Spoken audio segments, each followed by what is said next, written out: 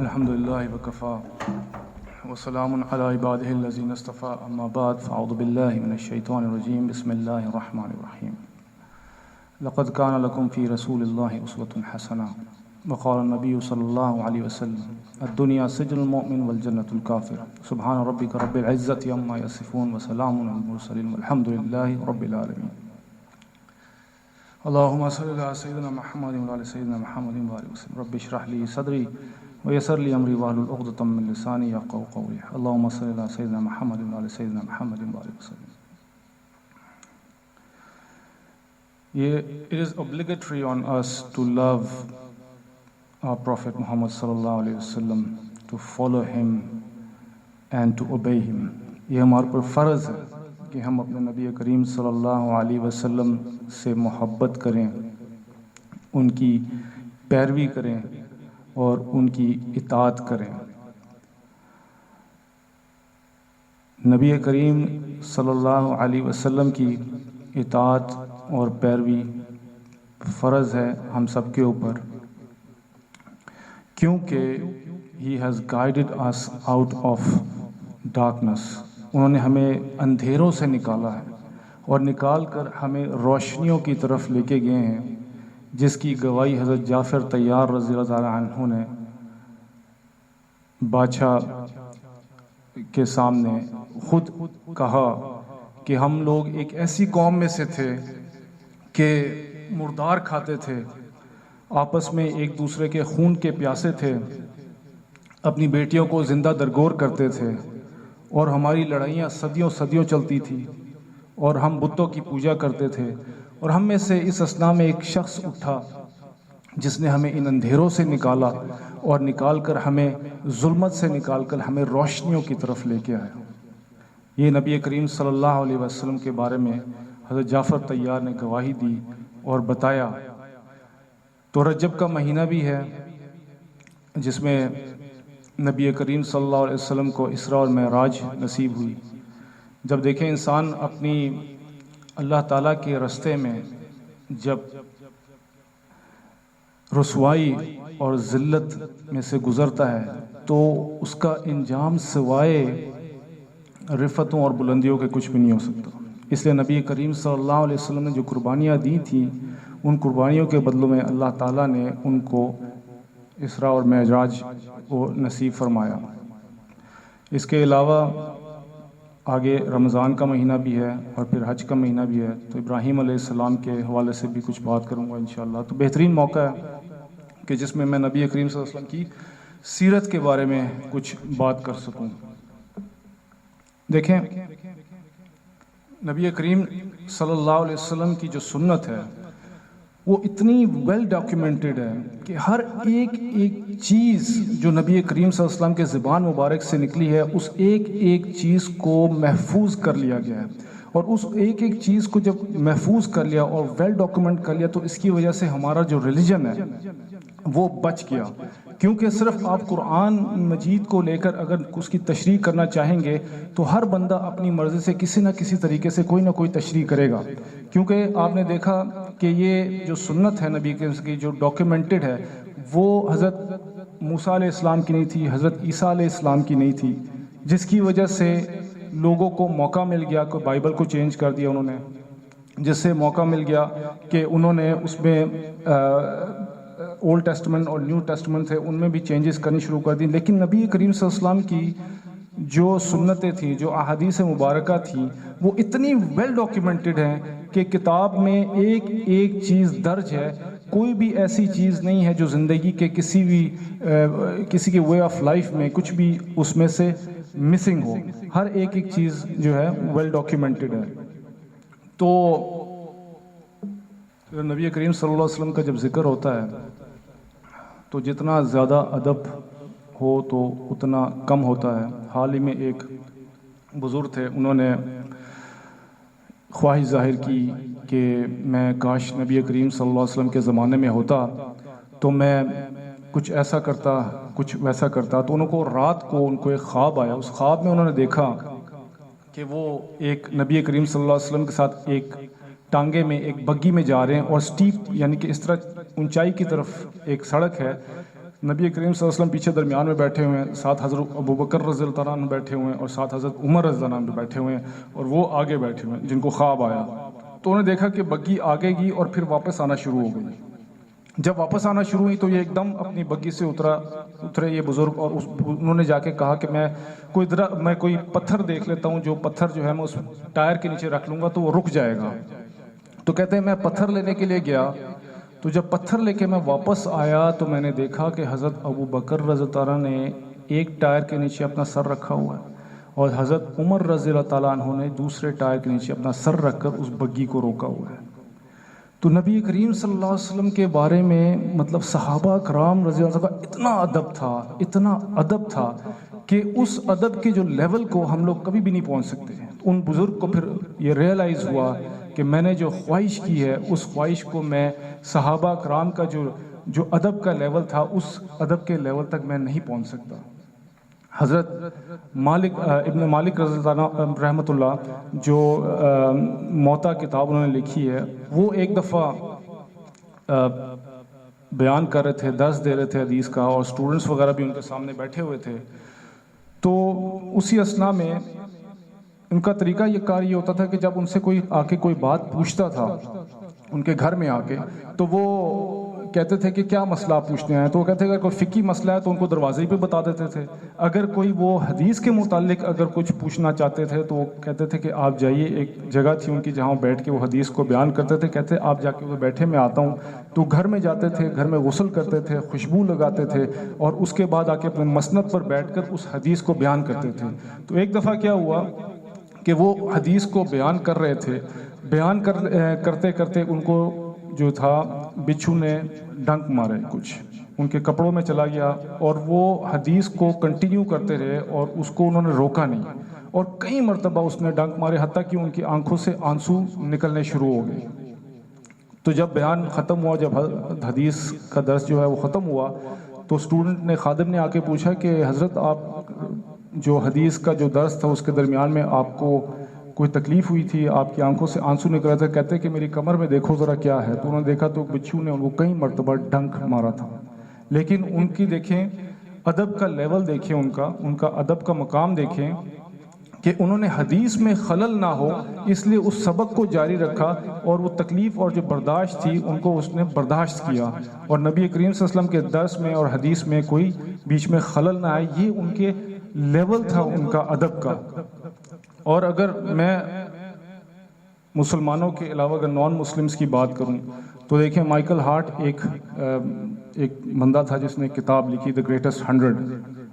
اس greatest 100 میں حالانکہ وہ آدمی کرسچن ہے، اس نے اس کتاب میں نمبر 1 جو تھا، نمبر 1 حضرت محمد صلی اللہ علیہ وسلم کو رکھا، اور اس نے کہا کہ my choice of Muhammad صلی اللہ علیہ وسلم to be in the list of the greatest 100 most influential people is because he is the only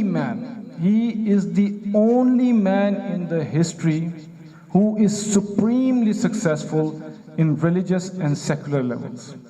کہ وہ ایک واحد آدمی ہے پوری دنیا میں، پوری ہسٹری میں وہ ایک ہی شخص ہے کہ جو سب سے زیادہ کامیاب ہوا ہے دنیاوی زندگی اور ریلیجس زندگی دونوں میں.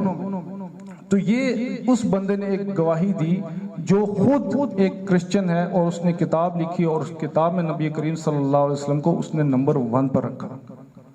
یہ ہمارے نبی کریم صلی اللہ علیہ وسلم کا مقام ہے.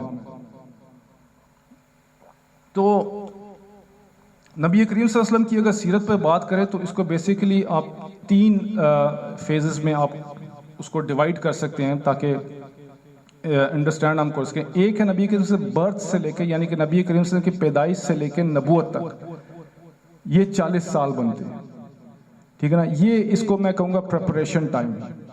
اس میں نبی کریم صلی اللہ علیہ وسلم کو تیار کیا جا رہا تھا نبوت کے لیے. اور جو دوسرا پیریڈ ہے اس کو مکن پیریڈ کہتے ہیں.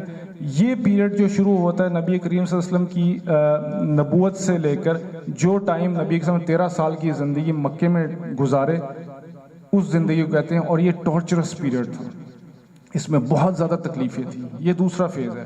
اور تیسرا فیز جو تھا وہ ہجرت جب ہوئی اور اس کے بعد مدینہ میں جو 10 سال نبی کریم صلی اللہ علیہ وسلم رہے، یہ بیٹلز کا اور اسلامی معاشرے کی تشکیل کا جو ایک سلسلہ تھا یہ اس پیریڈ میں کامیاب ہو گیا۔ تو بیسیکلی ہم نے کیا کہ 3 حصے بنا دیے، ایک نبوت سے لے کے پیدائش سے لے کے نبوت تک نبی کریم صلی اللہ علیہ وسلم 40 سال ہو گئے، دوسرا مکی زندگی ہو گئی جس میں بہت زیادہ تکالیف تھیں، اور تیسرا جو ہو گیا جو مدنی پیریڈ تھا جس میں مدینے میں نبی کریم صلی اللہ علیہ وسلم جو 10 سال گزارے وہ والا پیریڈ ہے۔ تو اگر شروع میں جب بھی انسان سیرت نگار جب بھی بات کرتے ہیں نبی کریم صلی اللہ علیہ وسلم کی سیرت میں تو وہ حضرت ابراہیم علیہ السلام سے شروع کرتے ہیں۔ تو جب آپ اگر اس وقت کی بات کریں تو 4 نام آپ کے ذہن میں آنے چاہیے، 4 نام، آسان طریقہ میں بتا رہا ہوں کہ 4 نام ہیں، اس میں ایک ابراہیم علیہ السلام ہے، ٹھیک ہے، دوسرا حضرت ہاجرہ، اسماعیل علیہ السلام ہو گئے، اور جو چوتھا نام ہے جرہم، قبیلہ جرہم۔ یہ 4 نام ہیں۔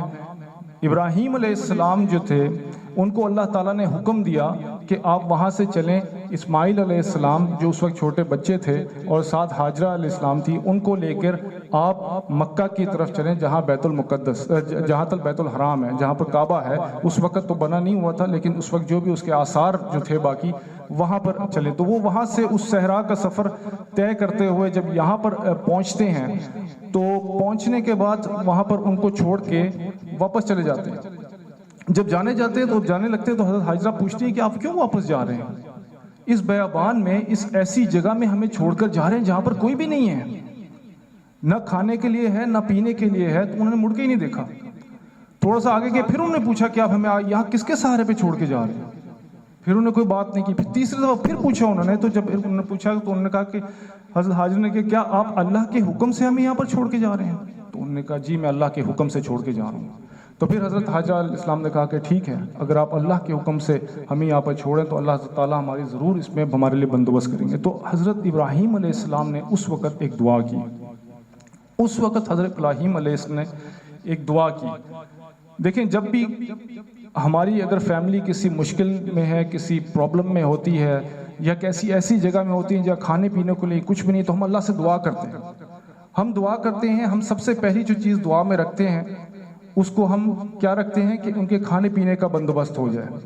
یہ موزلو ایک ہائرارکی کیٹیگری ہوتی ہے، اس میں ایک آدمی ہے سائیکالوجسٹ، امریکن سائیکالوجسٹ تھا بہت بڑا، اس کا نام بھی ابراہیم تھا، ابراہم موسلو اس کا نام تھا۔ اس نے ایک پیرامڈ بنایا تھا، کیٹیگری پیرامڈ کہتے ہیں اس کو، جس میں اس نے انسان کی ضروریات کا ایک اس نے ٹرائنگل بنایا ہوا تھا۔ تو اس نے جو تھا، اس سائیکالوجسٹ نے سب سے پہلی بنیادی چیز جو رکھی تھی وہ یہ تھی کہ انسان کی بنیادی ضرورتوں میں ہے روٹی کپڑا مکان، کھانا پینا رہنا، یہ اس کی بنیادی ضرورت ہے۔ اس سے اوپر اس نے دوسری ضرورت رکھی تھی سوسائٹی، اس کی سیکیورٹی اور یہ ساری چیزیں۔ تیسری چیز اس نے کہا تھا سیلف ایکچولائزیشن، یعنی کہ اسپرچویلٹی کو اس نے اوپر رکھا تھا۔ تو سب سے نیچے اور سب سے ضروری چیز اس کے نزدیک کیا تھی؟ کھانا پینا تھا، روٹی کپڑا مکان تھا۔ اس کے بعد سوسائٹی تھی، اس کے بعد اسپرچویلٹی یعنی روحانیت تھی۔ تو یہ ایک عام انسان کا اور ہم جیسے انسانوں کا طریقہ کار یہی ہے سوچنے کا کہ ظاہری بات ہے انسان کی بنیادی ضرورتیں ہیں تو اس کی یہی ضرورت ہے، لیکن نبی کا جو سوچنے کا طریقہ ہے وہ بالکل ڈیفرنٹ ہے، وہ بالکل مختلف ہے، وہ اس طرح نہیں سوچتا۔ تو ابراہیم علیہ السلام نے کیا کیا؟ اس پیرامڈ کو الٹا کر دیا، اس ٹرائنگل کو الٹا کر دیا اور دعا کی کہ یا اللہ یقیم الصلاۃ، کہ ان کو اللہ نماز پڑھنے والا بنائیے۔ سب سے پہلا بنیادی ضرورت کیا کی کہ اللہ آپ کے ساتھ یہ کنیکٹڈ رہیں گے تو ان کو سب کچھ مل جائے گا۔ ان کی روحانیت کو سب سے پہلے رکھا انہوں نے اور کہا کہ یا اللہ ان کو نماز پڑھنے والا بنائیے۔ پھر دوسری چیز انہوں نے رکھا کہ یا اللہ لوگوں کے دلوں میں ان کی محبت کو ڈالیے۔ پھر تیسری چیز رکھے کہ ثمرات، یا اللہ ان کو کھانے پینے کی چیزیں مہیا کیجیے۔ تو ایک نبی کے انداز دیکھے سوچنے کا اور ایک عام آدمی کا جو سائیکالوجسٹ ہے امریکن، اس کا نام بھی ابراہیم ہے، ابراہم اس کا نام، موسلو یہاں پر ابراہیم علیہ السلام ہے۔ اس نے ایک ٹرائنگل بنایا اور ابراہیم علیہ السلام نے اس ٹرائنگل کو الٹا کر دیا اور اس نے کہا کہ سب سے پہلے آپ اپنے آپ کو اللہ کے ساتھ جوڑیں، یہ سب سے زیادہ ضروری ہے۔ تو روحانیت کو انہوں نے پہلے نمبر پر رکھا۔ تو یہ کہہ کے وہ وہاں سے چلے گئے. پھر حاجرہ علیہ السلام کا جو قصہ ہے وہ ان کا دوڑنا، جو اپنے بچے کے لیے پریشان ہونا اور وہ صفا اور مروہ میں دوڑنا، حالانکہ یہ دوڑنا اتنا اللہ تعالیٰ کو پسند آیا کہ اللہ تعالیٰ نے واجب ہی کر دیا حج میں، ہمیشہ ہمیشہ کے لیے، قیامت تک سب کے لیے واجب کر دیا. ایک عورت کا بے چین ہونا اپنے بچے کے لیے، یہ اللہ تعالیٰ کو اتنا پسند آیا کہ مخلوق میری جو میں نے اس کے حوالے کی ہے، اس کے لیے کتنی یہ بے چین ہو رہی ہے، اس بے چینی کو دیکھ کر اللہ تعالیٰ نے اس کو ہمیشہ ہمیشہ کے لیے فرض کر دیا، اس کو واجب کر دیا. اچھا، یہاں سے جب وہ یہاں پر آئے تو یہاں سے جرہم جو تھا یہ ہجرت کر کے آ رہے تھے. سبا ایک قوم تھی جس میں سبا ایک آدمی کا نام تھا، یہ یمن کے لوگ تھے، یہ ڈیم والے تھے. ان کا ایک اللہ تعالیٰ نے ان کو بہت بڑا ایک ڈیم بنا کے دیا تھا، اور اتنا زبردست ڈیم اور آبپاشی کا ان کا نظام تھا کہ ان کے کھیتوں کے کھیت تھے. یعنی فار ایگزامپل یہاں سے آپ نے گجران والا جانا ہے، اسلام آباد جانا ہے، کھیت ہی کھیت، پھل ہی پھل، پھل ہی پھل، ایک کے بعد دوسرا، ایک کے بعد دوسرا. سفر کرتے ہوئے پتہ ہی نہیں چلتا تھا، ایسا زبردست سفر ہو جاتا تھا کہ کھانے کے لیے بھی ہے، پینے کے لیے بھی. اور ایسے ان کے کھیت تھے اور باغ تھے ان کے کہ کتابوں میں آیا ہے کہ ایک عورت اگر اپنے سر پہ ٹوکرا لے کے جاتی تھی تو اوپر سے وہ سیب خود بخود ہی گر گر کے وہ ٹوکرا بھر جاتا تھا. اور کوئی سیب جو نیچے گر جاتا تھا اس کو جراثیم نہیں کھاتے تھے، وہ گلتا سڑتا نہیں تھا، اس میں کیڑے مکوڑے نہیں تھے. اتنی خوبصورت، اتنی صاف ہوا تھی کہ لوگ جو باہر سے آتے تھے جن کے سر میں اگر جوئیں ہوتی تھی اس جگہ میں جاتے تھے، اس آب و ہوا میں جوئیں مر جاتی تھی. مطلب جراثیم فری قسم کا وہ ایسا علاقہ تھا اللہ تعالیٰ نے ان کو دیا تھا. لیکن وہ ایسے بدقسمت لوگ تھے کہ انہوں نے کہا یا اللہ یہ کیا مصیبت ہے. جیسے وہ قوم بنی اسرائیل کی تھی، کہتے جی منو خسلوا کھا کھا کے ایسی تنگ آ گئے جی، اسی سانو کچھ اور دیو، سانو پیاز تے ٹماٹر تے ایشا والے. مطلب انہوں نے بھی یہی کہا، انہوں نے کہا کہ یا اللہ یہ کیا. ہم جب سفر کرتے ہیں تو ایک کھیت کے بعد دوسرا، ایک کھیت کے بعد دوسرا، باغ ہی باغ، ہمیں کوئی سفر کی دقت ہی نہیں ہوگی، پریشانی تو نہیں ہوتی، اس کا کچھ کریں. تو اللہ تعالیٰ نے وہ ڈیم ہی تباہ کر دیا. اللہ تعالیٰ نے وہ ڈیم ہی توڑ دیا اور وہ ایسا سیلاب آیا، اس کا ایسا سیلاب آیا کہ سب کچھ جو ہے بنجر ختم ہو گیا. تو یہ شخص سبا تھا، اس کے 10 بیٹے تھے. تو یہ وہاں سے ٹوٹے اور یہ لوگوں نے ہجرت کر لی. اللہ تعالیٰ نے ایسا ان کو برباد کیا کہ یہاں سے ہجرت کر لیے.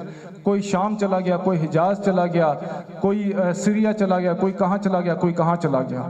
اوس اور خزرج مدینہ آ گئے. اور جرہم جو تھا وہاں سے چلتے چلتے جب آیا تو یہاں سے حاجرہ اور علیہ السلام، حاجرہ رضی اللہ عنہ اور اسماعیل علیہ السلام، ابراہیم علیہ السلام یہاں پر آئے. تو وہ بھی وہاں پر آ کے جب وہ زمزم کا کنواں نکلا، جب وہ اسماعیل علیہ السلام نے پاؤں رگڑا تو جبریل علیہ السلام نے اپنا پر مارا تو وہاں سے وہ چشمہ جو پھوٹا، تو اس جگہ میں جب وہ بیٹھے تو جرہم کا قبیلہ بھی وہاں پر آ گیا. تو یہاں پر وہ آ کے مل گئے دونوں. تو یہاں پر ان کے جب انہوں نے دعا کی تھی ابراہیم علیہ السلام کی، حالانکہ ایک عورت ہے اور ایک بچہ ہے، وہ آ کے آرام سے اس پہ قبضہ کر سکتے تھے چشمے پہ، لیکن انہوں نے اجازت مانگی کہ آپ ہمیں اجازت دیتے ہیں کہ ہم بھی اس چشمے میں بیٹھ جائیں اور پانی پئیں. پھر وہ لوگ انہوں نے اجازت دی ان کو. پھر وہاں سے وہ سلسلہ چلتا رہا اور 2000 سال تک جو ہے جرہم اور اسماعیل علیہ السلام ان کا یہ سلسلہ چلتا رہا. اسماعیل علیہ السلام نے وہیں پر شادیاں کی. کرتے کرتے 2000 سال کے بعد ان میں کرپشن آنی شروع ہو گئی. جب کرپشن آنی شروع ہو گئی تو اللہ تعالیٰ کو یہ چیز پسند نہیں ہوتی. تو اللہ تعالیٰ نے پھر یمن سے ایک اور قبیلہ خزاں کے نام سے آیا، اس قبیلے نے آ کر ان کو حملہ کر کے ان کو باہر نکال دیا. اچھا، جب ان کو جرہم کو باہر نکالا تو اس میں سے ایک شاخ رہ گئی قریش کی، وہاں پر وہ جو سیٹل تھی وہ وہاں پر رہ گئی، باقی سب باہر نکل گئے. انہوں نے یہاں سے جو کعبہ کے اندر سامان تھا، جو ہیرے جواہرات تھے، وہ لوگ چوری کر کے بھاگ گئے جرہم. اور پیچھے سے انہوں نے جو آب زمزم تھا، جو کنواں تھا، اس کو بالکل ہی فلیٹ کر دیا، اس کو بالکل چھپا دیا اور سیل کر دیا تاکہ پتہ ہی نہ چلے کس کے کہاں ہے وہ. یہ جو خزاں کا جو یہ قبیلہ یہاں پر آیا، اس نے 300 سال وہاں پر حکومت کی. 300 سال انہوں نے وہاں پر حکومت کی. اور جو حاجیوں کا کھانا پینا تھا یہ قریش کے ہاتھ میں تھا، جو وہ قبیلہ وہاں پر جو اسماعیل علیہ السلام کا جو قبیلہ تھا. تو اس طرح پھر وقت گزرتا گیا تو قریش میں سے ہی ایک شخص اٹھا قصی بن کلاب کے نام سے. قصی بن کلاب نے جو یہ جرہم جو خزاں کا قبیلہ تھا، ان کے ساتھ اس نے جنگ کی. پھر عمر بن لوہی جو تھا ان کا لیڈر تھا، اور یہاں سے قصی بن کلاب اٹھا اور انہوں نے جنگ کر کے خزاں کو باہر نکال دیا. اب قریش کے پاس ساری کی ساری پاور آ گئی. قصی بن کلاب جو تھا اس کے پاس ساری پاور آ گئی. اسمبلی بھی، ندوان کی اسمبلی تھی وہ بھی ان کے پاس آ گئی. اچھا، حاجیوں کو کھانا پلانا اور یہ ساری چیزیں ان کے پاس آ گئی، اور سارے پولیٹیکل افیئرز بھی ان کے پاس آ گئے. تو یہ سلسلہ اس طرح چلتا رہا. تو آگے جا کے پھر انہی کی قصی بن کلاب میں سے ہی ایک ان کا آگے پوتا تھا جس کا نام عمر تھا. عمر بن عبد مناف بن قصی بن کلاب. ٹھیک ہے جی. یہ جو عمر تھے یہ ان کے پاس جب وہ آیا حاجیوں کو کھانا کھلانا پلانا جب آیا تو یہ کیا کرتے تھے, حاجیوں کو صرف یہ سوپ بنا کے دیتے تھے. مطلب شروع میں کیا ان کا تھا کہ سوپ بنانا ہے اور سوپ بنا کے آپ نے ان کو دینا ہے. لیکن جو یہ عمر تھے انہوں نے کیا کیا, پہلی دفعہ بریڈ نہیں ہوتی جو بریڈ, اس کو کرش کر کے پیس کے وہ اس کے اندر ڈالنا شروع کر دیا انہوں نے, سوپ کے اندر ڈالنا ہے. تو بریڈ کرشنگ جو پروسیس ہوتا ہے اس کو کہتے ہیں ہاشم. یہاں سے ان کا نام پھر ہاشم پڑا جو حضور صلی اللہ علیہ وسلم کے پردادوں میں سے تھا. ہاشم جو تھے یعنی عمر جو تھے یہ پھر تجارت کرنے کے لیے جایا کرتے تھے فلسطین وغیرہ میں, اپنی بیوی کو لے کے مدینہ وہاں چھوڑا, وہ ان کا ننیال وہاں پر تھا. وہاں پر جا کے جب وہ فلسطین میں گئے تو وہاں پر وہ فوت ہو گئے. اچھا یہ وہیں پہ رہ گئے. ان کی بیوی حاملہ تھی, ان سے ایک بیٹا پیدا ہوا جس کا نام انہوں نے شیبہ رکھا. شیبہ کیوں رکھا؟ شیبہ اس لیے رکھا کیونکہ اس کو کچھ بال سفید تھے. شیبہ کا مطلب ہوتا ہے بوڑھا آدمی, تو کچھ بال سفید ہونے کی وجہ سے اس کا نام انہوں نے شیبہ رکھ دیا. اچھا تو وہ تو چلے گئے, وہ فوت ہو گئے. تو وہ جو عمر جو تھے فوت ہوئے, ان کا ایک بھائی تھا مطلب کے نام سے جو مکہ میں رہتا تھا. اس کو پتا چلا کہ جی میرا ایک بھتیجا بھی ہے جو وہاں پیدا ہوا ہے. تو اس نے کہا یہ تو بڑی غلط بات ہے کہ میرا بھتیجا ادھر پل رہا ہے اور میں یہاں پر ہوں. اس نے جا کر اپنے بھتیجے کے لیے وہ ننیال میں ان کے گیا, نانی کے پاس لانے کو ریکویسٹ کی بہت زیادہ انہوں نے کہ یار یہ ہمیں دے دو, ہمارا بھتیجا ہے, ہم اس کو اچھی طرح رکھیں گے. تو بہت ریکویسٹ کرنے کے بعد انہوں نے کہا ٹھیک ہے جی آپ اس کو لے جائیں. تو انہوں نے اپنے اونٹ کے پیچھے بٹھایا شیبہ کو, مطلب نے جو اس کے چاچا تھے. جب وہ مدینہ میں انٹر ہوئے, مکہ میں جب انٹر ہوئے تو وہاں پر جو لوگ تھے انہوں نے دیکھا کہ یہ مطلب آ رہا ہے اور مطلب کے ساتھ پیچھے ایک چھوٹا سا لڑکا بیٹھا ہوا جس کو کسی نے کبھی دیکھا نہیں, میلا کچیلا سا تھا. انہوں نے کہا اچھا یہ مطلب اپنا غلام کو خرید کے آیا. عبد المطلب اس کا نام پڑ گیا. حضور صلی اللہ علیہ وسلم کے جو دادا تھے عبد المطلب, ان کا نام پڑ گیا. تو یہ پھر جو عبد المطلب تھے وہاں پر رہنا شروع ہو گئے اور جو وہاں پر وہ بڑے ہوئے ان کو خواب آیا کہ کھودو. انہوں نے کہا میں کیا کھودوں؟ پھر وہ اٹھ جاتے تھے. اگلے دن پھر خواب آیا کہ طیب کو کھودو, پاک کو کھودو. انہوں نے کہا یہ کیا ہوتا ہے؟ پھر دوبارہ خواب آیا کہ زمزم ہے اس کو کھودے, یہ حاجیوں کو سیراب کرتا ہے.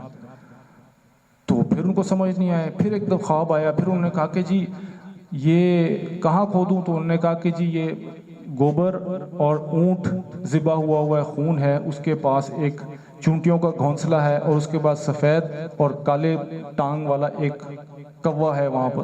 انہوں نے کہا پتہ نہیں کیا باتیں سمجھ میں نہیں آ رہی. بہرحال وہ اٹھتے ہیں, اٹھ کے کعبہ کی طرف جاتے ہیں تو وہاں دیکھتے ہیں تو ایک اونٹ ذبح ہوا پڑا ہوتا ہے, کچھ گوبر ہوتا ہے, کچھ خون ہوتا ہے اور کچھ ایک چونٹی کا وہاں پر وہ گھونسلہ بھی ہوتا ہے. وہ ایک دم ان کو ریمائنڈ آتا ہے کہ اچھا یہ تو مجھے خواب میں آیا تھا. اور انہوں نے دیکھا کوا بھی ادھر ہی ہے. ان کا اس وقت ایک بیٹا تھا حارث. وہ حارث کو لے کے انہوں نے وہاں کھودنا شروع کر دیا. جب کھودنا شروع کر دیا تو ادھر جو آس پاس لوگ تھے کہتے ہیں یہ کیا بے حرمتی والا آپ کام کر رہے ہیں کعبہ کے پاس بیٹھ کے. انہوں نے بڑا منع کیا, انہوں نے کہا کھود ہی جاؤ. کھودتے کھودتے آخر کار زمزم کا کنواں جو سیل کر کے چلا گیا تھا جرہم, وہ نکل آیا. تو انہوں نے کہنا شروع کر دیا جی میرے دادا کا کنواں نکل آیا, میرے دادا کا کنواں نکل آیا. تو پھر وہ جو لوگ تھے انہوں نے کلیم کیا کہ جی ہمارا بھی کنواں ہے, آپ کا کیسے ہو سکتا ہے؟ انہوں نے کہا مجھے تو آپ پہلے کھودنے نہیں دے رہے تھے, اب مجھے کہہ رہے ہیں کہ کنواں میرا بھی ہے.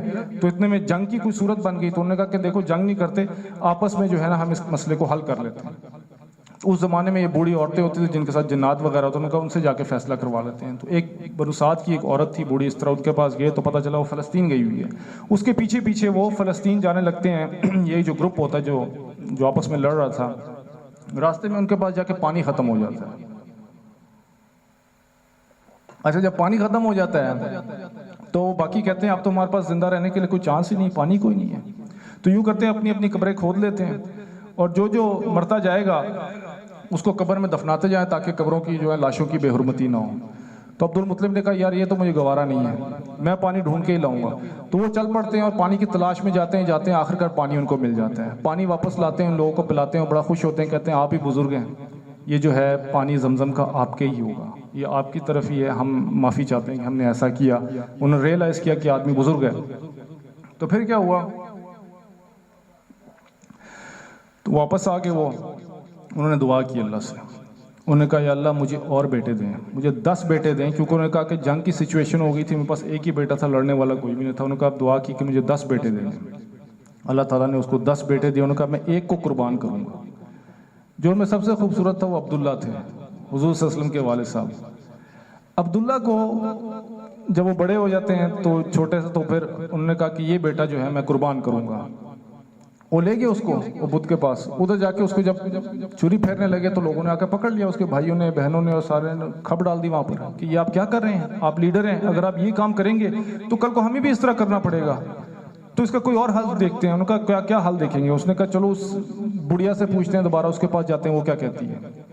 اس کے پاس گئے، اس سے جا کے پوچھا تو اس نے کہا کل آؤ میں بتاؤں گی۔ پھر جب دوبارہ گئے تو اس نے بتایا کہ دیکھو یہ جب کوئی مرڈر کیس ہوتا ہے، جب کوئی کسی کو قتل کر دیتا ہے، اس کی دیت تم کتنی دیتے ہو؟ کہتے ہیں 10 اونٹ ہم دیتے ہیں۔ کہتے ٹھیک ہے، تم وہ جو تیر ہوتا ہے اس کو رکھو ایک طرف، عبداللہ کو رکھو ایک طرف، 10 اونٹ رکھو، اس کو پھیری جاؤ۔ تو جو وہ اس کو پھیرتے تھے وہ عبداللہ کی طرف ہی نکلتے تھے، اور کہتے 10 اونٹ بڑھاتے جانا۔ وہ پھیرو تو عبداللہ کی طرف نکلا، 10 اونٹ بڑھائے، وہ پھیرو تو پھر عبداللہ کی طرف، 20 30 40 50 100 اونٹ، آخر کا اور پھر کے 100 اونٹ پہ آ گیا وہ۔ پھر جب انہوں نے پھیرا تو وہ اونٹوں کی طرف۔ تو یہ جو دیت کا جو سلسلہ ہے، کہ جو دیت جو ہوتی ہے ایک انسان کی 100 اونٹ ہوتی ہے، یہ وہاں سے چلی۔ تو پھر کیا ہوا کہ وہ جو یہاں سے پھر ان کو عبداللہ کو جو حضور صلی اللہ علیہ وسلم جو تھے، نبی کریم صلی اللہ علیہ وسلم کو اس لیے ذبیحین بھی کہتے ہیں، دو ذبیحوں کا بیٹا، مطلب کہ ایک حضرت اسماعیل علیہ السلام اور ایک حضرت عبداللہ۔ تو یہ جو کہانی تھی جو ابھی تک میں نے بتائی ہے، شروع سے چل رہی ہے، اب ان کی اب پھر نبی کریم صلی اللہ علیہ وسلم کی ولادت ہوتی ہے، تو اس میں بھی جو ان کی پرورش میں جو نام ہے وہ بھی 4 ہی ہیں۔ پہلے میں نے آپ کو 4 نام بتائے، اس سے میں نے پوری آپ کو سٹوری بتائی کیسے وہاں تک پہنچی۔ پھر اب جو 4 نام ہیں وہ بھی یہی ہیں، حضرت آمنہ ہو گئی، عبد المطلب ہو گئے، اس کے بعد حلیمہ سعدیہ ہو گئی، اور ابو طالب ہو گئے۔ ٹھیک ہے، عبداللہ جو تھے وہ تو فوت ہو گئے حضور صلی اللہ علیہ وسلم کی پیدائش سے 2 مہینے پہلے۔ اس کے بعد ان کی ماں نے ان کو پالا، حضرت آمنہ نے تقریباً 4 یا 6 سال تک۔ پھر وہ فوت ہو گئیں، وہ فوت ہوئی تو حضرت عبد المطلب نے ان کو پالا 2 سال، جو ان کے دادا تھے، یہی جو شیبہ تھے، انہوں نے پالا 2 سال۔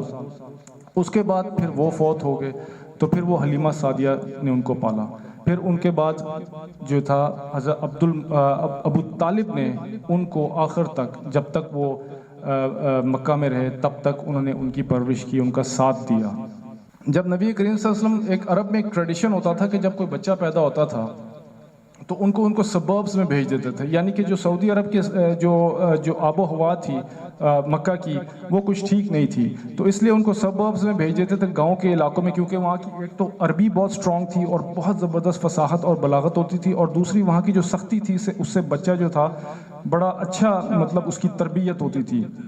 اور خاص طور پر جو عربی ہوتی تھی وہاں پر جو فصاحت اور بلاغت کی جو ہوتی، اس کا آپ مثال اس اندازہ سے لگائیں کہ اس مثال سے اندازہ لگائیں کہ ایک شاعر تھا وہاں پر، بہت سارے شاعر تھے، اور لوگ مطلب ایک عام آدمی کو، دیہاتی کو بھی 10,000 20,000 شعر یاد رہتے تھے۔ کوئی خط نہیں لکھتے تھے، کوئی لکھت پڑھت نہیں ہوتی تھی، اگر کسی کو میسج بھی بھیجنا ہوتا اونٹ پہ بیٹھتے تھے اور کچھ الفاظ کہہ دیتے تھے، وہ الفاظ وہ منو ان جا کے ان کو بتا دیتے۔ اس قسم کا حافظہ اور اس قسم کے وہ لوگ تھے، اور وہ لکھنے پڑھنے والا وہ تھا ہی نہیں ان کا، اتنا زبردست ان کا حافظہ تھا۔ پھر یہ چلتے گئے تو وہاں پر ایک شاعر تھا، بہت بڑا شاعر، وہ اتنا بڑا شاعر تھا کہ وہ غار میں رہتا تھا۔ وہ کہتا تھا کہ میں عام لوگوں میں اٹھوں گا بیٹھوں گا، میں تو ان لوگوں کی جو زبان ہے، جو عربی ہے، اس سے مجھے اثر ہوگا اور میری فصاحت اور بلاغت خراب ہو سکتی تھی۔ وہ اپنے آپ کو غار میں بیٹھ کے بند کر کے شعر و شاعری کرتا تھا وہاں پر۔ تو لوگ کیا کرتے تھے، اپنے شعر اور شاعر لکھتے تھے، بڑے بڑے نظمیں لکھتے تھے اور جا کے ادھر پھینکتے تھے اندر، وہ اندر سے ان کو ٹھیک کر کے واپس بھیج دیتا تھا۔ تو جب قرآن نازل ہونا شروع ہوا تو ایک کسی نے انا آتیناک الکوثر لکھا اور باقی نے کچھ نہیں لکھا اور آگے وہاں رکھ دیا۔ اگلے دن اس نے واپس وہاں رکھا اور کہتے ہیں کہ یہ جو کلام کسی نے لکھا ہے یہ کسی انسان کا کلام نہیں ہے، یہ انسان کا کلام نہیں ہو سکتا کہ اتنا زبردست کلام، اس کو میں پورا نہیں کر سکتا، میرے میں سکت نہیں ہے۔ تو آپ دیکھ سکتے ہیں کہ یہ کیسا زمانہ تھا کہ اس زمانے میں جو فصاحت اور بلاغت کا دور تھا، یہ اللہ تعالیٰ نے اسی لیے قرآن مجید کو اس طرح نازل کیا تاکہ ان لوگوں کو پتہ چلے کہ اللہ تعالیٰ کا کلام جو ہے ان کے کلام سے کتنا اونچا ہے۔ موسیٰ علیہ السلام کے زمانے میں جادوگری بہت زیادہ تھی، تو اللہ تعالیٰ نے ایسے معجزات دیے کہ وہ جادوگروں کا منہ بند ہو گیا۔ عیسیٰ علیہ السلام کے زمانے میں میڈیسن بہت زیادہ تھی، تو عیسیٰ علیہ السلام کو ایسی ایسی پاورز دی اللہ تعالیٰ نے کہ وہ لوگوں کو زندہ کر دیتے تھے، مردوں کو، اور مادہ ذات اندھوں کو وہ ٹھیک کر دیتے تھے۔ تو اسی طرح نبی کریم صلی اللہ علیہ وسلم کے زمانے میں جو فصاحت اور بلاغت اور عربی پہ ان کو عربوں کو اپنا بڑا ناز تھا، تو اللہ تعالیٰ نے قرآن مجید کو نازل کیا اور نازل کر کے ان کو دکھا دیا کہ اللہ تعالیٰ کا کلام جو ہے تمہارے سے بہت اونچا ہے۔ تو نبی کریم صلی اللہ علیہ وسلم نے وہاں پر پرورش پائی، حلیمہ سعدیہ کے گھر میں، رضی اللہ عنہا کے گھر میں، وہاں پر بڑے ہوئے۔ پھر اللہ تعالیٰ نے نبی کریم صلی اللہ علیہ وسلم کو اب تیار کر رہے تھے، کس کے لیے؟ نبوت کے لیے۔ لو انزلنا هذا القرآن على جبل لرأيته خاشعا متصدعا من خشية اللہ، یہ قرآن جو نبی کریم صلی اللہ علیہ وسلم کے سینے میں جو نازل کرنا تھا، یہ کوئی چھوٹی چیز نہیں تھی۔ اس کے لیے ایک ایسا سینہ چاہیے تھا کہ اس کو کنٹین کر سکے، کیونکہ اللہ تعالیٰ کہہ رہے ہیں اگر میں اس کی تجلی جو ہے اس قرآن کو میں اس پہاڑ پہ اس جبل پہ نازل کر لوں تو ریزہ ریزہ ہو جائے۔ تو نبی کریم صلی اللہ علیہ وسلم کا سینہ مبارک تھا، اس کو تیار کرنا تھا ایسا کہ وہ جو قرآن مجید جب نازل ہو جائے تو وہ اس کو کنٹین کر سکے، اس کو ڈیفیوز کر سکے، پھر آگے وہ لوگوں میں بتا سکے، کیونکہ اس کی اتنی پاور ہے قرآن مجید کی کہ یہ اللہ تعالیٰ خود کہہ رہے ہیں کہ اگر میں پہاڑ پہ نازل کرتا تو یہ ریزہ ریزہ ہو جاتا ہے۔ تو نبی کریم صلی اللہ علیہ وسلم کو اس میں پریپیئر کیا جاتا ہے، اور ڈیفرنٹ طریقوں سے بچپن میں ان کا سینہ چاک کیا گیا، اس کے بعد پھر وقت کے ساتھ ساتھ یہ چیزیں ہوتی رہی ان کے ساتھ اور وہ بڑھتے گئے وہاں پر۔ اور دوسرا یہ تھا کہ نبی کریم صلی اللہ علیہ وسلم معصوم تھے، انبیاء جو ہیں معصوم ہوتے ہیں، اور اللہ تعالیٰ ہمیشہ ان کو بچاتے ہیں گناہ کرنے سے یا کوئی اس طرح کا کام ہو، ان کو اللہ تعالیٰ آ کے پہلے ہی ان کو بچا لیتے ہیں۔ تو نبی کریم صلی اللہ علیہ وسلم جب چرواہے تھے، بکریاں چراتے تھے، تو ان کے دوست وغیرہ بھی تھے، وہ بھی ساتھ بکریاں چراتے تھے، تو وہ چلے جاتے تھے۔ نبی کریم صلی اللہ علیہ وسلم کہتے تھے تم میری بکریوں کا خیال رکھو، ذرا میں جا کے نیچے بازار میں ہو کے آتا ہوں۔ تو اس طرح وہ ان کا جو دوست تھا وہ چلا جایا کرتا تھا نیچے جا کے بازار میں۔ اس زمانے میں جیسے یہاں پر آج کل جو پبز اینڈ کلبز جو ہوتے ہیں، جیسے انگلینڈ وغیرہ میں ہوتے ہیں شراب خانے اور اس طرح کی چیزیں، گانا بجانا، یہ ساری چیزیں، تو وہ وہاں جاتا تھا، تو آ کے نبی کریم صلی اللہ علیہ وسلم کو بتاتا تھا۔ تو نبی کریم نے کہا دیکھو میں یہ کیا ہے، میں بھی جا کے دیکھوں۔ تو ایک دن کہا تم یہاں پہ ٹھہرو، میں جا کے دیکھتا ہوں۔ تو جب نبی کریم صلی اللہ علیہ وسلم وہاں پہنچتے تھے تو موسیقی ان کے کان میں پڑنے سے پہلے نبی کریم صلی اللہ علیہ وسلم پر اتنی نیند طاری ہو جاتی تھی کہ وہ سو جاتے تھے۔ وہ پھر دوبارہ جب آنکھیں کھولتے تھے تو سارا جو معاملہ ہوتا تھا وہ ختم ہو جاتا تھا۔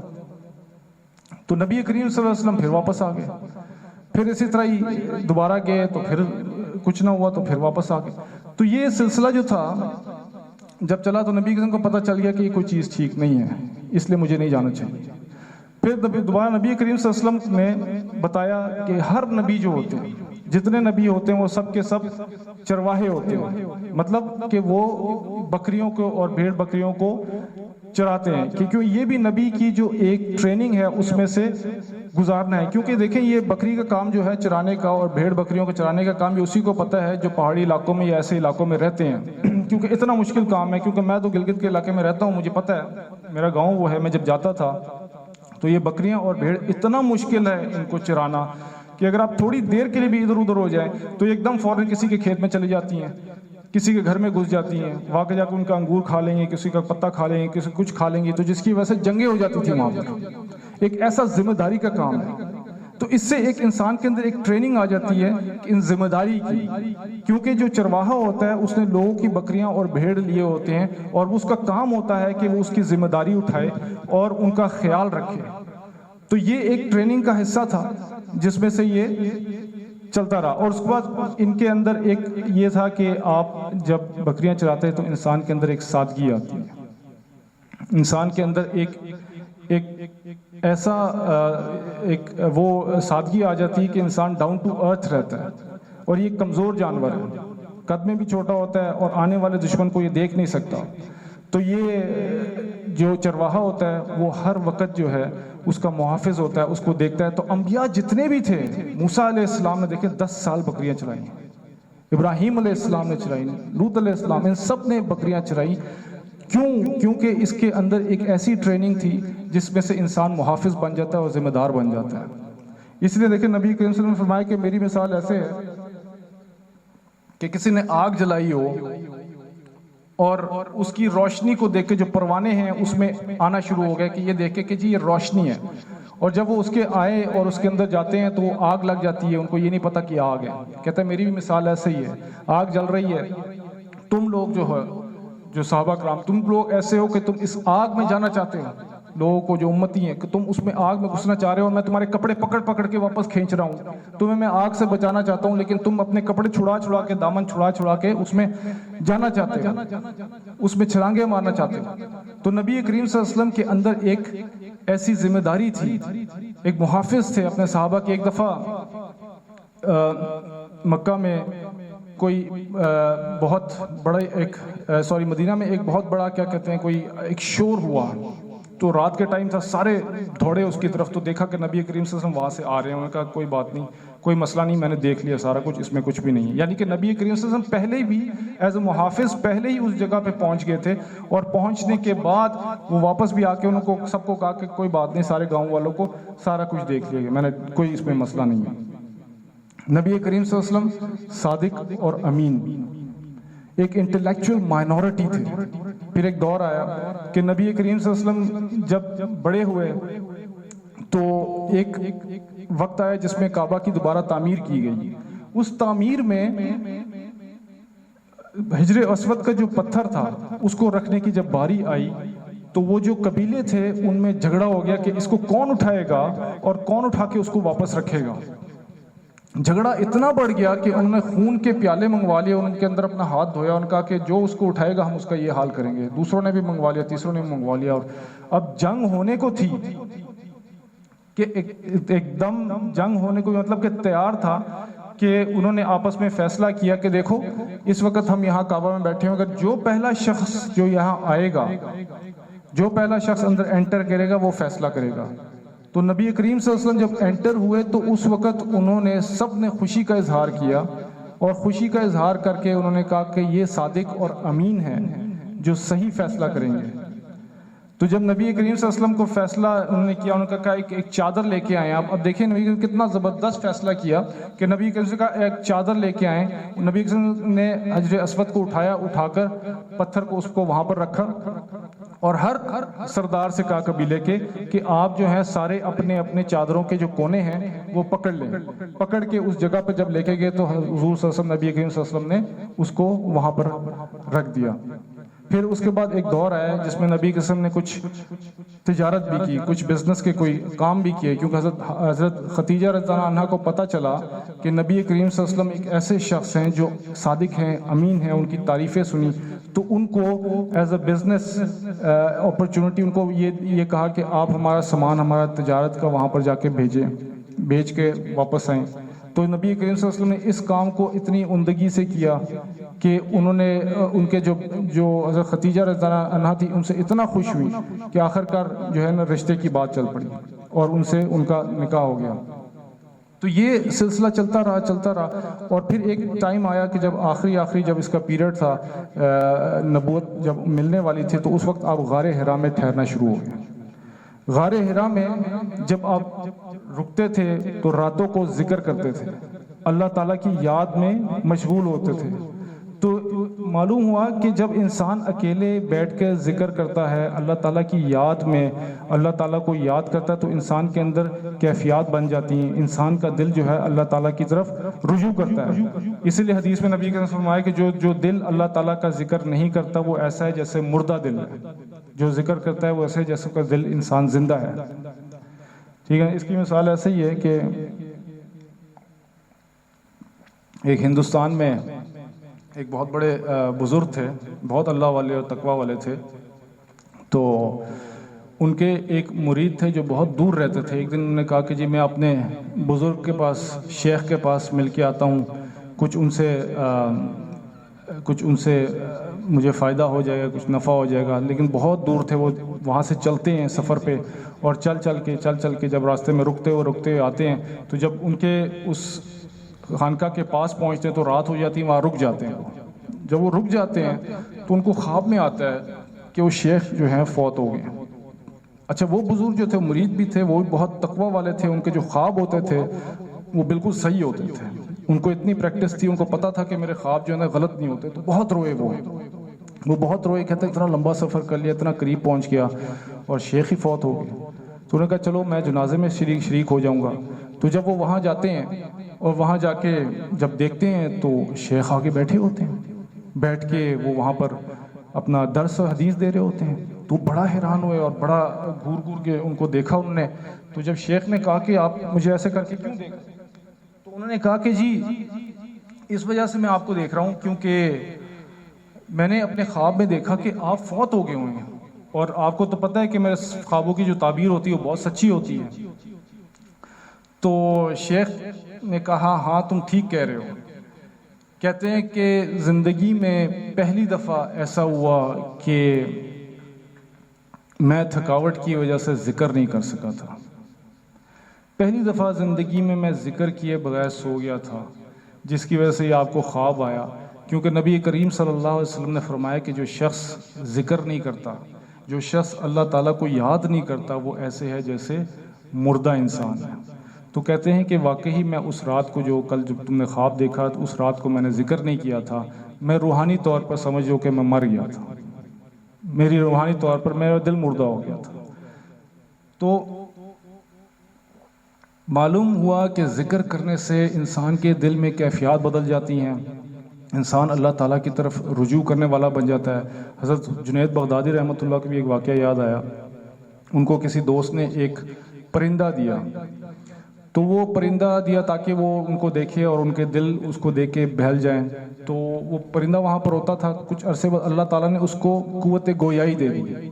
اس پرندے نے کہا جنید بغدادی رحمۃ اللہ سے کہ دیکھیں آپ اپنی فیملی سے ملتے ہیں, کھاتے ہیں, پیتے ہیں, باہر جاتے ہیں, آزاد ہیں. میں یہاں پر قید ہوں, مجھے آپ نے یہاں پر قید کر کے رکھا ہوا ہے. تو یہ جو بات تھی ان کو دل پہ لگی بہت, اور انہوں نے اس پرندے کا جو پنجرا تھا وہ کھول دیا, وہ اڑ کے چلا گیا. کچھ عرصے بعد وہ واپس آیا اور شاخ پہ بیٹھا, اور اس نے کہا کہ میں آپ کو کچھ بات بتانا چاہتا ہوں, یہ لوگوں تک پہنچا دیں آپ. انہوں نے کہا یہ ہے کہ دیکھیں میں کچھ عرصہ اللہ تعالیٰ کے ذکر سے غافل ہو گیا تھا, جس کی وجہ سے اللہ تعالیٰ نے مجھے قید کرا دیا, اور میں اتنا عرصہ قید آپ کے دوست کے پاس رہا. پھر میں آپ کے پاس آیا اور آپ نے مجھے قید کیا, اور اتنا لمبا قید کا جو عرصہ تھا میرے پر بڑا مشکل سے میرے پر گزرا. تو ان لوگوں کو بتائیے جو اللہ تعالیٰ کا ذکر نہیں کرتے, جو اللہ تعالیٰ کی طرف رجوع نہیں کرتے, جو اللہ تعالیٰ کو یاد نہیں کرتے, ان کو بتائیے کہ جو یہ اللہ تعالیٰ کی جو قید ہے, مطلب دوزخ ہے, جہنم ہے, اس میں کس طرح وہ عرصہ وہ کاٹیں گے, کس طرح اس میں سے وہ وقت کاٹیں گے, اتنا مشکل وقت. پھر کیا ہوا کہ نبی کریم صلی اللہ علیہ وسلم کو غار حرا میں پھر جبرائیل علیہ السلام کی زیارت ہوتی ہے. جبرائیل علیہ السلام آتے ہیں, پھر وہ وہاں پر وحی کا سلسلہ چلتا ہے. تو یہاں تک جو میں نے آپ کو بتایا یہ سارا نبوت سے لے کے جو برتھ ٹو نبوہ, جو 40 سال جو نبی کریم صلی اللہ علیہ وسلم کی زندگی کا جو پہلا پیریڈ تھا وہ یہاں پر ختم ہوا. اب اس کے بعد جو ٹائم گزرتا ہے وہ نبوت کا, اس کو جو نبی کریم نبوت ملتی ہے اس سے لے کے جو 13 سال مکہ میں گزارے ہیں اس کو مکن پیریڈ کہتے ہیں, جو مکہ کا ٹائم ہوتا ہے. اس کو ہم کہتے ہیں نبوی پیریڈ ہوتا ہے, 1 نبوی, 2 نبوی, 3 نبوی. اس کے بعد پھر ہجرت کا سلسلہ شروع ہوتا ہے. تو نبی کریم صلی اللہ علیہ وسلم کو جب یہ وحی کا سلسلہ شروع ہوا تو ورقہ بن نوفل نے کہا, ورقہ بن نوفل کے پاس جب حضرت خدیجہ رضی اللہ عنہا لے کے گئیں تو انہوں نے کہا کہ جب ان کو بتایا کہ نبی کے ساتھ ایسا ایک واقعہ پیش آیا تو ان کو پتہ چل گیا, کیونکہ وہ اس کے تورات وغیرہ کے وہ عالم تھے وہ. تو انہوں نے کہا کہ یہ وہی ہے جو موسیٰ علیہ السلام کے پاس آتے ہیں. تو کہتے کاش اگر میں زندہ ہوں اس وقت تو میں آپ کا ضرور ساتھ دیتا, آپ کے جتنے بھی جو رشتہ دار ہیں وہ آپ کے دشمن بن جائیں گے. تو نبی کریم صلی اللہ علیہ وسلم فرمائے کہ میرے دشمن کیوں بن جائیں گے, میں نے کیا کیا ہے ایسا. انہوں نے کہا کہ یہ دین کا کچھ سلسلہ ہی ایسا ہے, جتنے انبیاء نے دین کی بات کی, جتنی بھی انبیاء نے دعوت و تبلیغ کی بات کی, یہ لوگ ان کے دشمن ہو گئے. پھر نبی کریم صلی اللہ علیہ وسلم کا یہ جو 13 سال کا جو پیریڈ تھا نا, یہ ٹارچرس ٹائم ہے، بہت سخت تکالیف والا ٹائم ہے، کیونکہ نبی کریم صلی اللہ علیہ وسلم کو فزیکلی، مینٹلی، اسپرچولی صحابہ کرام کو بھی اتنی تکالیف دی گئیں، اتنی تکالیف دی گئیں کہ جس کی کوئی حد نہیں ہے. اور وہ جو مثالیں اتنی زیادہ ہیں، جیسے حضرت عمار ہیں، سمیہ ہیں، حضرت خبیب ہیں. خبیب رضی اللہ عنہ کے بارے میں بتاتے ہیں کہ عمر رضی اللہ عنہ کے زمانے میں انہوں نے اپنی کمر دکھائی ان کو، اور کمر دکھائی تو حضرت عمر رضی اللہ عنہ پریشان ہوئے، کہتے ہیں میں نے ایسی کمر تو کسی کی نہیں دیکھی، یہ کیا ہوا تمہارے کمر کو؟ کہتے ہیں کہ اس زمانے میں مکہ میں جو لوگ مجھے جب میرے پہ ظلم کرتے تھے، جب میں مسلمان ہوا تو مجھے کہتے ہیں راکھ کے اوپر لٹا دیا جاتا تھا، اور میری کمر کی چربی پگھل جاتی تھی، پگھل کے وہ جو راکھ ہوتی تھی وہ بھی بجھ جاتی تھی. میرا یہ حال ہے. حضرت سمیہ جو تھی ان کے ساتھ کیا کیا، ان کو جو یہ کہتے ہیں کہ ان کو ایک ٹانگ اور ایک ہاتھ اس طرح کر کے مختلف سمت میں باندھ کر اونٹ دوڑا دیا گیا، وہ بیچ میں سے علیحدہ ہو گیا. تو یہ ایک ایسا ٹائم تھا کہ نبی کریم صلی اللہ علیہ وسلم کے اوپر اتنا ٹارچر ہوا کہ ان کی دونوں بیٹیوں کو بھی طلاقیں ہو گئیں. اچھا، ان کو جب نماز پڑھتے تھے کعبہ میں، جب نماز کے لیے جب سجدے پہ جاتے تھے تو ان کے اوپر من و من اوجڑی ڈال دی جاتی تھی، اور وہ اپنا سر نہیں اٹھا سکتے تھے. اور ہمیں دیکھیں کہ مسجد ہمارے پاس ہے، ہم کتنے آرام سے جا کے نماز پڑھ سکتے ہیں، ہمیں کوئی تکالیف نہیں ہے، کوئی پریشانی نہیں ہے، کوئی ہمیں روکنے والا نہیں ہے. اور ایک ایسا ٹائم ہے کہ انسان نماز پڑھنا چاہ رہا ہے، اللہ تعالیٰ کے سامنے جھکنا چاہ رہا ہے، اور وہ جھک نہیں سک رہا کیونکہ لوگ ٹارچر کر رہے ہیں، لوگ مار رہے ہیں. تو یہ اس مشکل دور میں سے نبی کریم سے گزرے. اور سب سے جو مشکل ٹائم تھا وہ جو ٹائم تھا 7 سے لے کے 10 جو بوائیکاٹ کا ٹائم تھا. اس ٹائم میں اتنے برے حالات تھے کہ جو باہر سے جو بھی راشن آتا تھا، جو بھی کچھ آتا تھا، شیب ابی طالب میں ان کو بلاک کر دیا گیا، اور باہر سارا ان کا جو راشن تھا وہ کٹ آف کر دیا گیا. تو حضرت سعد بن وقاص رضی اللہ عنہ جو فاتح ایران ہیں، جنہوں نے ایران کو فتح کیا، وہ کہتے ہیں کہ میری یہ حالت تھی کہ ایک دن میں اتنی بھوک لگی کہ میرے پاؤں کے نیچے کوئی تر چیز آئی، میں نے اٹھا کے منہ میں ڈالی، مجھے پتہ ہی نہیں میں نے کیا ڈالا اپنے منہ میں، اتنی سخت بھوک. کہتے ہیں ایک دفعہ مجھے اونٹ کا جو پرانا چمڑا ملا، اس چمڑے کو میں نے سکھایا، اس کو میں نے پیس کر اس کی میں نے صفوف بنایا، پانی بنا کے وہ میں پیتا تھا. ایک کھجور کو کتنے لوگ بیٹھ کے چوستے تھے اور اس سے زندہ رہتے تھے. 3 سال نبی کریم صلی اللہ علیہ وسلم نے اپنے صحابہ کے ساتھ اس طرح کر کے گزارے. 10 نبی کو جا کے جب وہاں سے نکلے تو نبی کریم صلی اللہ علیہ وسلم نے وہاں سے بھی دعوت تبلیغ کا کام شروع کیا. رکے نہیں، وہاں سے طائف چلے گئے. طائف میں جا کے وہاں پر کہا کہ یہاں پر چلو کوئی نہیں تو وہاں پر میں کوئی مرکز اپنا بنا لوں. وہاں پر جب گئے تو وہاں پر بھی اتنا ان کو ستایا گیا، اتنا مارا گیا کہ وہاں سے پتھر کھائے اتنے زیادہ. انہوں نے پتھر کھانے کے بعد زخم ہوئے، لہو لہان ہوئے، اور واپس آئے. اب یہ وہ ٹائم تھا جس میں اللہ تعالیٰ کے لیے جب کوئی انسان رسوائی اور ذلت کو برداشت کرتا ہے تو میں نے بتایا نا کہ اس کا بدلہ سوائے رفتوں کے اور بلندیوں کے کچھ بھی نہیں ہوتا. یہ وہ عام الحزن ٹائم تھا، یعنی جو غموں کا سال تھا، کیونکہ حضرت ابو طالب جو تھے، جو نبی کریم کے چچا تھے، وہ بھی فوت ہو گئے. اس کے کچھ عرصے بعد حضرت ختیجہ تھی، وہ بھی فوت ہو گئی. اور اوپر سے اتنی تکالیف، طائف کی تکالیف اور یہ بوائیکاٹ کی تکالیف، نبی کریم صلی اللہ علیہ وسلم بالکل مطلب بہت زیادہ غمگین تھے. تو اللہ تعالیٰ نے پھر وہاں سے نبی کریم کو اٹھایا اور نبی کریم کو اسرا اور معراج عطا فرمایا تاکہ نبی کریم صلی اللہ علیہ وسلم خوش ہو جائیں. نبی کریم صلی اللہ علیہ وسلم کو رجب کا مہینہ ہے، 27 رجب کو معراج کا یہ واقعہ ہوا، جس میں نبی کریم صلی اللہ علیہ وسلم کو اسرا کہتے ہیں رات کو ٹریول کرنے کو، جو براق کی سواری میں آپ نے ٹریول کیا اور جا کے بیت المقدس میں وہاں رکتے ہیں. بیت المقدس میں رکتے ہیں تو وہاں پر سارے انبیاء وہاں پر آئے ہوئے ہیں. نبی کریم صلی اللہ علیہ وسلم بھی بیٹھے ہوئے ہیں، انتظار ہو رہا ہے جی کون نماز پڑھائے گا. جبرائیل علیہ السلام آتے ہیں اور نبی کریم صلی اللہ علیہ وسلم کو آگے کہتے ہیں امام الانبیاء آپ ہیں، آپ نماز پڑھائیے. وہاں سے نبی کریم صلی اللہ علیہ وسلم کو براق لے کے جاتا ہے سدرۃ المنتہا، اور سب سے اوپر جگہ جہاں پر جبرائیل علیہ السلام بھی نہیں جا سکتے، وہاں پر نبی کریم صلی اللہ علیہ وسلم کے لے کے جاتے ہیں اور اللہ تعالیٰ سے ان کی جو ملاقات ہوتی ہے. تو یہ نبی کریم صلی اللہ علیہ وسلم کو اللہ تعالیٰ نے ان 13 سالوں میں جو تکالیف جو نبی کریم صلی اللہ علیہ وسلم نے برداشت کی تھی، اس کے بعد نبی کریم صلی اللہ علیہ وسلم کو اللہ تعالیٰ نے ایک بلند مقام دیا. تو اس ایریا میں نبی صلی اللہ علیہ وسلم اس وقت بھی جو ہے دعوت و تبلیغ کر رہے تھے. جو دعوت و تبلیغ کر رہے تھے تو پیسیولی دعوت و تبلیغ، یہاں پر ایکٹیولی دعوت و تبلیغ کر رہے تھے، یہاں پیسیولی وہاں مدینہ میں لوگ مسلمان ہو رہے تھے. یہاں سے 1 سال تبلیغ کرتے، کوئی 2 مسلمانوں کے وہاں چلے گئے، وہاں 5 اور کو لے آئے، یہاں پہ پھر 1 سال بعد اور ہوا تو کوئی 10 ہو گئے، کوئی 20 ہو گئے. اس طرح کرتے کرتے مدینہ میں جو ہے لوگ مسلمان ہونا شروع ہو گئے. پھر نبی کریم صلی اللہ علیہ وسلم کو اجازت ملی کہ آپ یہاں سے ہجرت کریں. تو یہ ہجرت اس لیے نہیں تھا کہ ٹارچر سے بچنے کے لیے، ایک اسلامی معاشرے کو نبی کریم صلی اللہ علیہ وسلم تشکیل دینی تھی کہ Islam needed a place to stretch its wings, تاکہ وہ بتا سکے کہ دیکھو میں کون ہوں. اسلام کو ایک جگہ چاہیے تھی جہاں پر وہ اپنے آپ کو فل شائن کر کے دکھائے لوگوں کو کہ یہ اسلام ہے، دیکھو یہ ہمارا طریقہ ہے، یہ قانون ہے ہمارا، یہ ہمارا وے آف لائف ہے، یہ ہمارا سٹائل. ایک جگہ چاہیے تھی. نبی کریم صلی اللہ علیہ وسلم کو پھر وہاں سے انہوں نے ہجرت کی.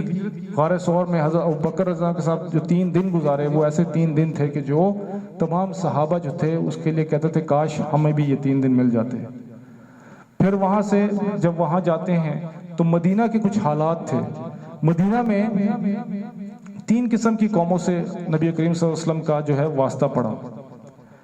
ان میں سے جو ایک قوم تھی وہ تو نبی کریم صلی اللہ علیہ وسلم کے صحابہ کرام تھے جو مہاجر تھے، ان کے ساتھ آئے، اور جو انصار تھے. دوسری قوم تھی جو وہاں پر رہنے والے جو لوگ تھے اوس اور خزرج کے، ان میں سے جو پرانے مشرکین تھے وہ تھے، اور پلس ان میں ایک منافقین بھی تھے کچھ، اور تیسری قوم یہودیوں کی تھی.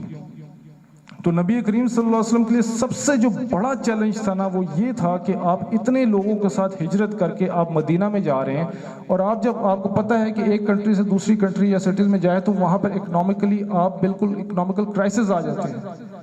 یہ روہینگیا میں دیکھیں نا، جو لوگ بنگلہ دیش جاتے تھے تو آگے سے وہ پورے اپنے بارڈرز کو بند کر دیتے کہ آپ مت آئیں، ہمارے پاس جگہ نہیں، ہم آپ کو نہیں لے سکتے، ہم آپ کو لک آفٹر نہیں کر سکتے. لوگ بارڈرز بند کر دیتے ہیں.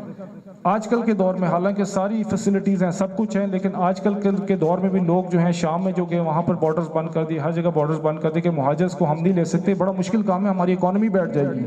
تو یہ سب سے بڑا چیلنج تھا نبی کریم صلی اللہ علیہ وسلم کے کہ اتنے لوگوں کو لے کے آپ انصار کے پاس آ رہے ہیں، مدینہ آ رہے ہیں، اور وہاں پر آ کے ان کو سیٹل کرنا، ان کے اندر بھائی چارہ پیدا کرنا اور قائم کرنا، یہ سب سے زیادہ مشکل کام تھا نبی کریم صلی اللہ علیہ وسلم. لیکن نبی کریم صلی اللہ علیہ وسلم نے اتنے احسن طریقے سے اس کام کو نبھایا کہ وہاں کے جو لوگ تھے، جو انصار تھے، ان میں اتنا بھائی چارہ پیدا ہو گیا جیسے کہ آپس میں سگے بھائیوں میں ہوتا ہے. مطلب آپ اپنی کیفیات کو کیسے ایک اجنبی کے لیے اتنا زیادہ بدل سکتے ہیں. آپ اپنوں کے لیے، رشتہ داروں کے لیے، اپنے بچوں کے لیے، بیوی بچوں کے لیے تو کر سکتے ہیں، لیکن ایک اجنبی آپ کے پاس آئے اور آپ کو کہا جائے کہ اس کو اپنے گھر میں آپ نے رکھنا ہے، اس کو آپ نے جو ہے شیئر کرنا ہے اپنا جو بھی مال اور دولت ہے. تو اس میں وہ جو واقعہ بہت مشہور ہے حضرت عبدالرحمن بن عوف کا اور سعد بن ربیعہ کا، بہت امیر آدمی تھے.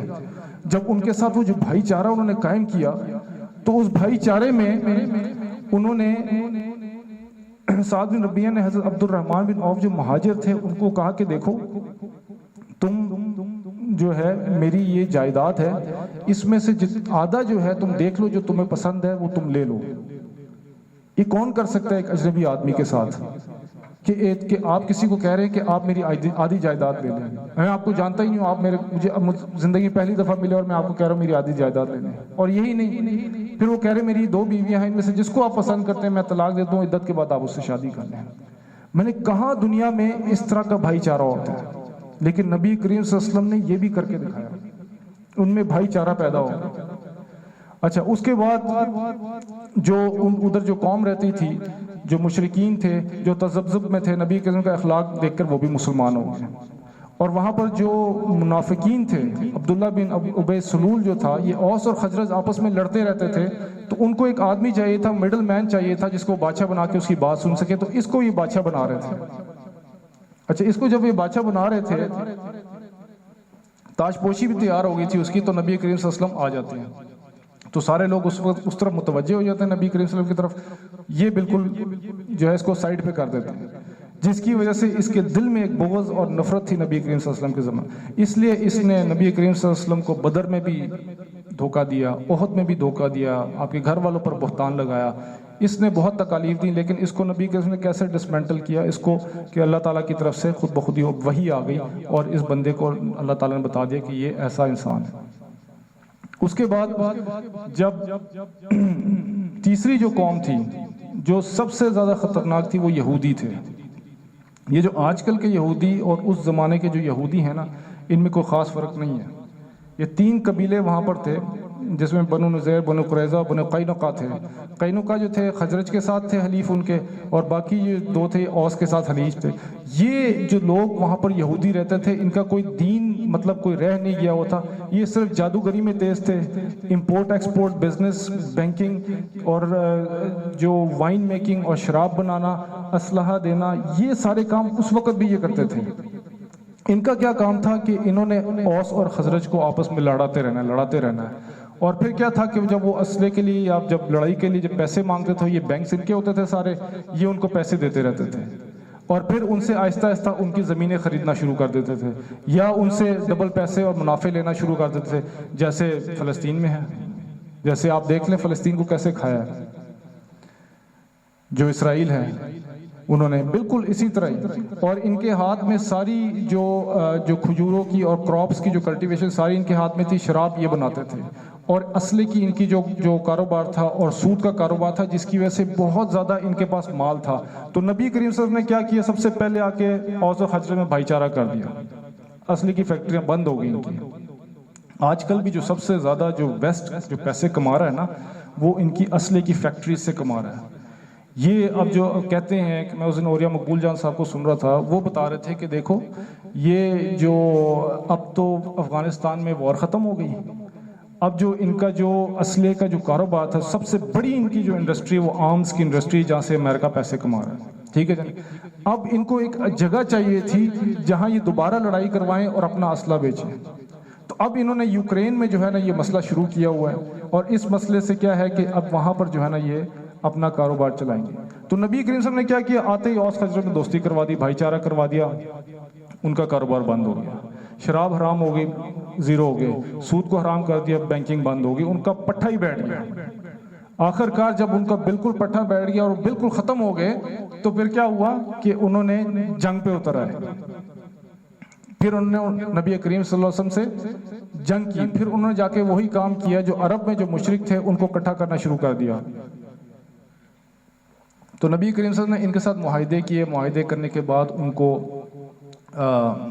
یہاں پر ان کو جب معاہدہ کر کے ان کو روک دیا، پھر وہاں سے جو کفار کا جو لشکر آتا تھا، پھر نبی کریم صلی اللہ علیہ وسلم نے ان کے ساتھ جنگیں کی. تو مدینے کا جو پیریڈ تھا، اس میں نبی کریم صلی اللہ علیہ وسلم کے لیے بہت مشکل ایک دور تھا. نبی کریم صلی اللہ علیہ وسلم نے آتے ساتھ ہی مدینہ میں اپنے جو تھے سب سے پہلے تو مسجد بنائی، اس کے بعد گھر بنائے اپنے. تو پتہ چلا کہ جو اللہ کا گھر ہوتا ہے وہ سب سے پہلے بنایا جاتا ہے، پھر اپنے گھر بنائے جاتے ہیں. اس کے بعد نبی کے وسلم اصحاب صفہ کی جو یونیورسٹی تھی وہ بنائی. پھر نبی کے وسلم نے اپنے جو بازار تھے، حالانکہ ادھر بازار موجود تھے لیکن اپنے انہوں نے بازار بنائے تاکہ یہاں پر بیع شرع کی جائے اسلامی اصولوں کے اوپر. تو یہ نبی کریم صلی اللہ علیہ وسلم نے ایک ایسا اسلامی معاشرہ بنایا اور بنا کے پوری دنیا کو دکھایا، اور پوری دنیا نے دیکھا کہ ایسا جو معاشرہ اور ایسا وے آف لائف اور ایسا لائف سٹائل جو ہے کہیں بھی نہیں مل سکتا. تو نبی کریم صلی اللہ علیہ وسلم کا یہ جو دور تھا، 3 دور جو میں نے آپ کو بتایا، نبوت برتھ سے لے کے نبوت تک، اور نبوت کے بعد 13 سال مکہ میں، اور پھر مدینہ کے جو 10 سال تھے. اس 23 سال 22 سال کی مختصر زندگی میں نبی کریم صلی اللہ علیہ وسلم پر جو قرآن جو نازل ہوا وہ کمپلیٹ ہوا، اور اسلامی معاشرہ تھا وہ بھی نبی کریم صلی اللہ علیہ وسلم نے بنایا، اور بنا کر اس کو لوگوں کو دکھایا، اور لوگوں نے دیکھا اور اس کی تعریف کی اور سمجھ گئے کہ یار یہی اللہ کا دین ہے، یہی وے آف لائف ہے، یہی دا بیسٹ ہے. اور عرب میں نبی کریم صلی اللہ علیہ وسلم پورا کا پورا عرب نبی کریم صلی اللہ علیہ وسلم کے قدموں پر آ گیا. تو یہ دین جو ہے ان الدین عند اللہ الاسلام، یہ اللہ تعالیٰ نے ہمیں جو دین دیا ہوا ہے اس کو ہم لوگوں نے چھوڑ دیا ہے، اور چھوڑ کر جو ڈفرینٹ جو لوگوں کے بنائے ہوئے سسٹمز ہیں، ہم اس سسٹمز کے پیچھے پڑے ہیں. تو ہمیں بھی چاہیے کہ ہم نبی کریم صلی اللہ علیہ وسلم کا جو بنایا ہوا سسٹم ہے، اللہ کا لایا ہوا سسٹم ہے، اس پہ ہم لوگ اس کو ہم فالو کریں، اور نبی کریم صلی اللہ علیہ وسلم کی محبت ہمارے دل میں ہو، ان کی اتباع کریں اور ان کی اطاعت کریں.